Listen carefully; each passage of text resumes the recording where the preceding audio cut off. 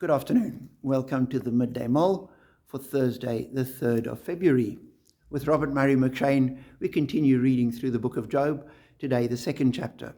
In the first chapter, we're introduced to Job, a righteous man who is blessed by God. And God mentions him to the devil, who says, well, he only loves you because he's got all this stuff.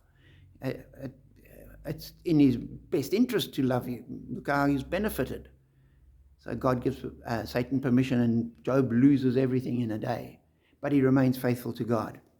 And then we move into chapter 2, where we're told on another day the angels came to present themselves before the Lord, and Satan also came with them to present himself before him. Now exactly what is going on, where this was, I don't think this is supposed to be the foundation for our understanding of angels, demons, and heaven. This is the story of Job. And this is the backstory, the context to make sense of it. And so Satan comes into God's presence. God says, you see, Job's still good. And Satan says, well, he's got his life, hasn't he? Skin for skin, Satan replied. A man will give all he has for his own life. But now stretch out your hand and strike his flesh and bones, and he will surely curse you to your face.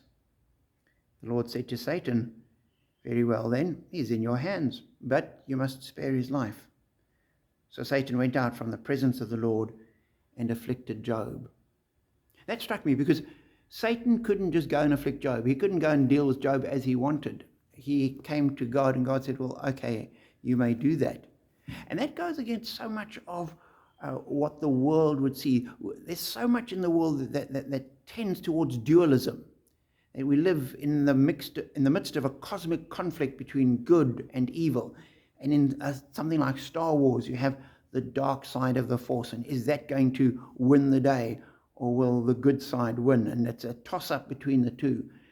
And there are some people that say, as Christians, we're on God's side and we're against Satan, and God and Satan are in this massive conflict. No, they're not. God is sovereign over all. This is not a dualistic universe.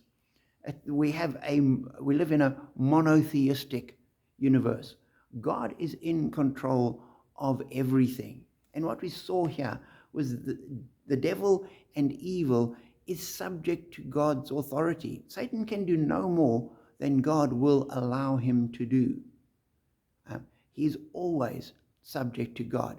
No matter what his rebellion is, no matter how much he may rant against God, no matter how much he'd have us believe that he is God's equal and up against God, that is not true at all. Satan is a created being who has fallen and turned away, and God allows him his space for a while.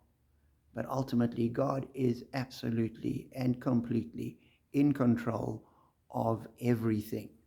It's not a dualistic universe. And so as we go through our lives, we might not understand what's going on. And we look at the world and we think, God, why is this happening? We can see evil seeming to flourish. In our own lives, we very often confront disease and suffering and pain and loss. And we think, God, how does this fit in?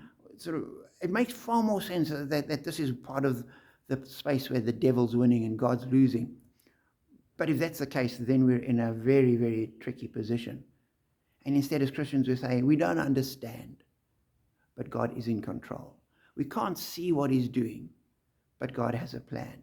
We might feel like Satan's got the better of us, but he is still completely subject to God. And therefore, we can face anything with confidence in God, because God is God, and he rules over all. Absolutely everything is under God.